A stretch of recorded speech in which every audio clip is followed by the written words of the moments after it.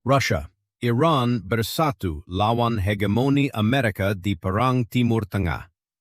Dukungan rahasia Moskow yang bikin dunia terbelalak. Wahai saudara-saudara Nusantara yang tercinta, bayangkan Anda sedang berdiri di tengah jalanan Tehran yang kacau balau. Bom meledak-ledak seperti guntur menggelegar. Asap hitam pekat mengepul tinggi ke langit biru. Bau amis darah dan bensin terbakar menusuk hidung, sementara tangisan anak-anak kecil bergema pilu seperti sirine ambulans. Wiu wiu wiu yang tak henti. Hari ini, 7 Maret 2026, Perang sengit di Timur Tengah sudah memasuki hari ke-8 sejak Amerika dan Israel lancarkan serangan brutal ke Iran pada 28 Februari. Korban jiwa sudah mencapai ratusan, kota-kota hancur lebur, dan dunia gempar. Tapi di balik kekacauan yang bikin hati miris ini, ada cerita rahasia yang bikin bulu kuduk merinding.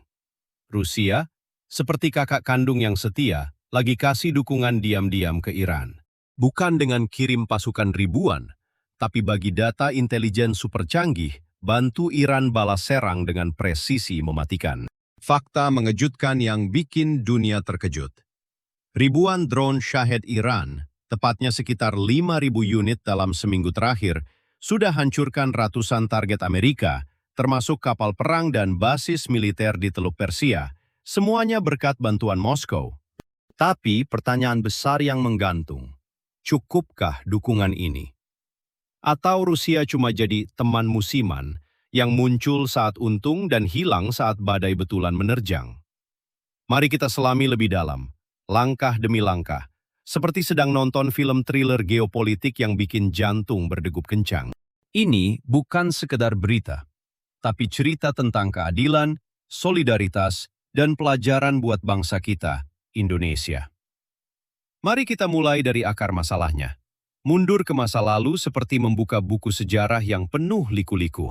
Hubungan Rusia-Iran bukan cerita baru yang datang tiba-tiba, tapi seperti pohon beringin tua di tanah Jawa. Akarnya dalam, cabangnya rumit, dan tahan badai. Di dekade 1990-an, pasca Uni Soviet runtuh seperti bangunan roboh dengan suara gemuruh, Rusia langsung bantu Iran bangun pembangkit listrik nuklir Bushehr. Proyek ini senilai miliaran dolar Amerika Serikat, tepatnya sekitar 1 miliar US dolar awalnya, dan jadi simbol kerjasama awal.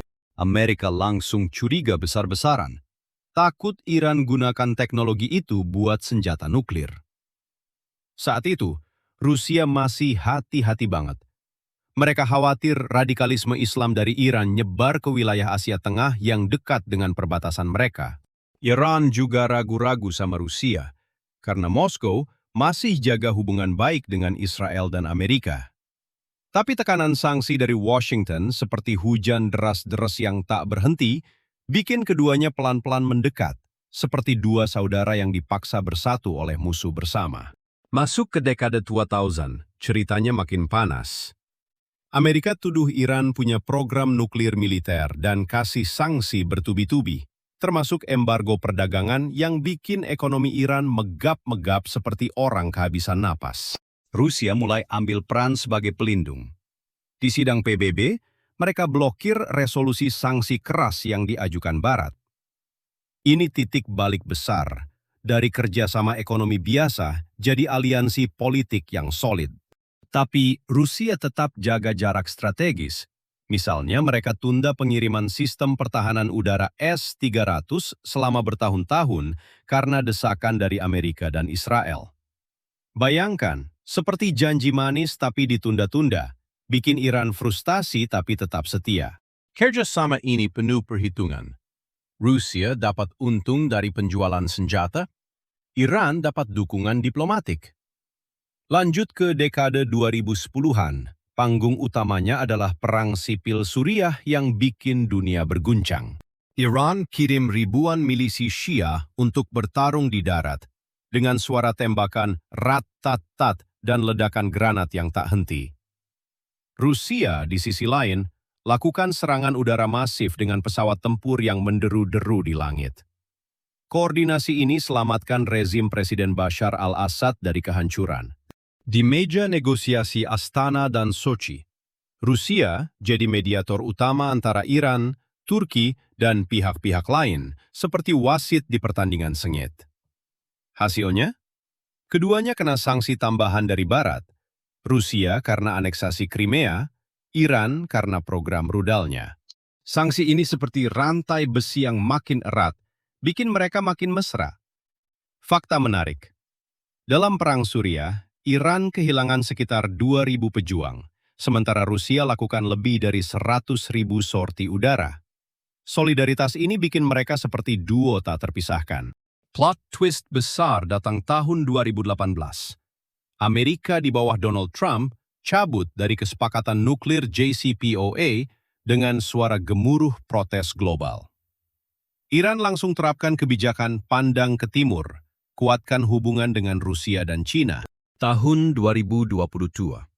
Saat Rusia lancarkan operasi militer di Ukraina dengan tank-tank bergemuruh maju, Iran jadi pemasok drone Shahed terbesar.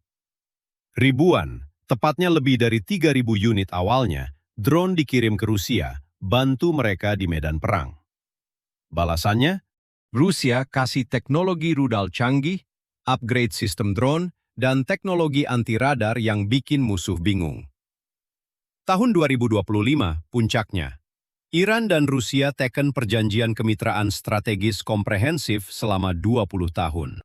Isinya luas, kerjasama militer, keamanan, diplomasi, bahkan ekonomi seperti perdagangan minyak dan gas.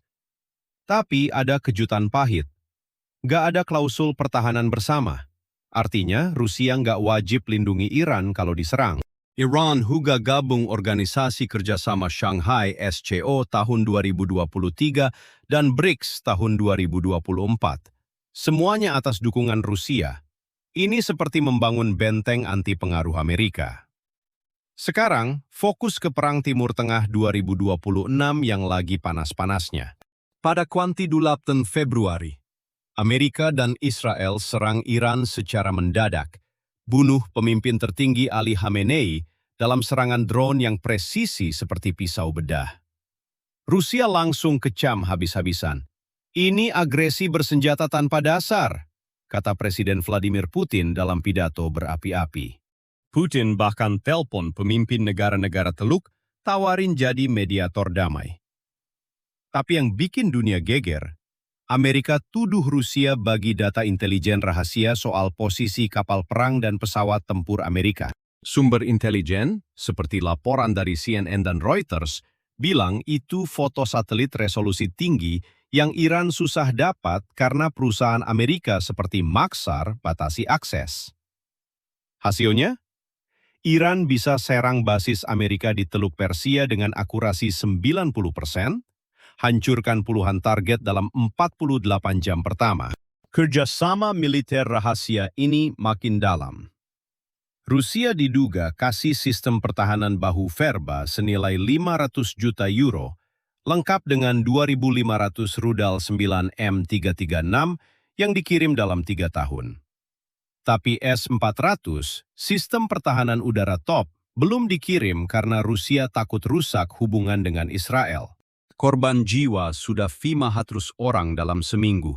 Kerugian ekonomi capai 50 triliun rupiah. Angka-angka ini bikin hati perih. Analisis mendalam. Kenapa hubungan ini penting banget? Pertama, ini aliansi strategis murni, bukan persahabatan abadi seperti saudara kandung. Rusia bantu Iran lawan Amerika, tapi batasannya jelas. Mereka sibuk di Ukraina dengan perang yang sudah telan triliunan rubel dan hindari bentrok langsung dengan Amerika yang bisa picu Perang Dunia Ketiga. Iran jadi seperti pejuang garis depan, Rusia dukung dari belakang dengan senjata dan info. Kedua, dampak globalnya dahsyat. Harga minyak dunia sudah naik 50% dalam seminggu, dari 80 US dollar per barrel jadi 120 US dollar. Bikin inflasi melonjak di mana-mana. Ketiga, bagi Indonesia, tanah air kita yang kaya keberagaman, ini pelajaran berharga. Soal keadilan internasional, Iran kena sanksi bertahun-tahun seperti negara berkembang lain yang ditekan Barat. Mirip kasus Myanmar, atau bahkan sejarah kita sendiri saat perjuangan kemerdekaan lawan Belanda dan pengaruh Amerika. Semangat gotong royong. Kerjasama Rusia-Iran seperti saling bantu antar tetangga di kampung. Ingatkan kita pada bantuan Indonesia ke Palestina melalui donasi rakyat.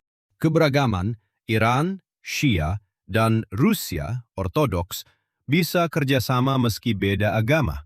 Seperti moto Bhinneka Tunggal Ika, kita yang satukan ribuan suku. Risikonya? Kalau perang melebar ke Teluk Persia, Selat Hormuz tutup, harga minyak di Indonesia bisa naik gila-gilaan, inflasi capai 10%, pengangguran tambah, dan angin Selat Malaka terancam.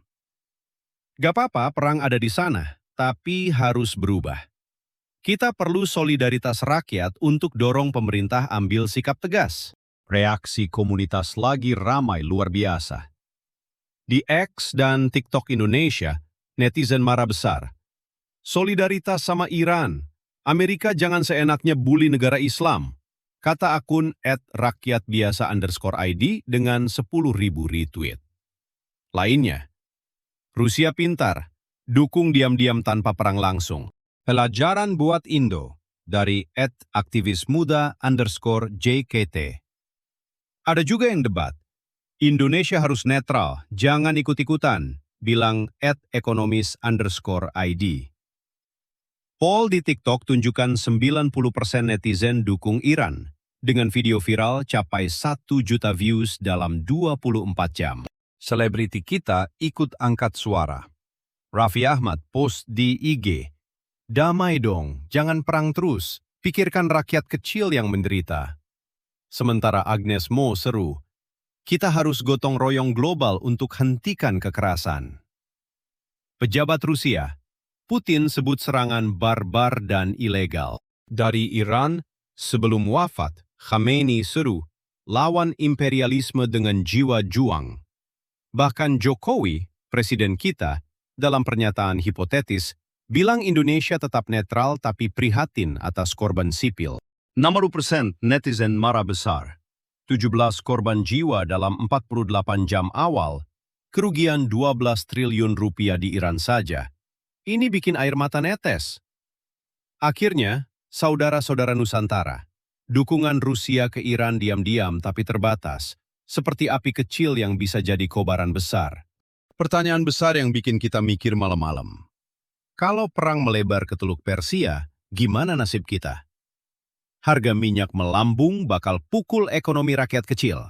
Harga bensin naik, ongkos transportasi gila, inflasi gila-gilaan, bahkan pengangguran tambah jutaan.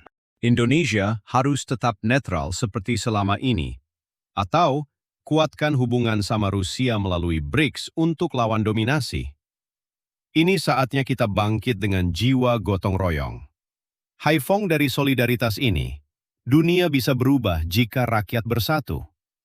Chang Bao, jangan diam atau kita yang kena dampaknya. Kamu pikir gimana? Indonesia harus netral total atau dukung solidaritas anti-dominasi dengan aksi nyata seperti petisi online atau demo damai? Like video ini, share ke teman-temanmu, komen pendapat panjangmu di bawah, biar suara rakyat Nusantara terdengar ke dunia. Subscribe channel buat update berita viral lain, dan mari kita doakan perdamaian.